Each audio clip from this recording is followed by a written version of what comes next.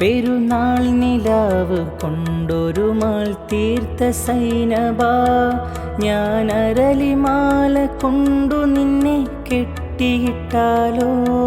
പെരുന്നാൾ നിലാവ് കൊണ്ടൊരു മാൾ തീർത്ത കൈകളാൽ ഞാൻ അരളിമാല നിനക്കു വേണ്ടി കോർത്തെടുത്തല്ലോ.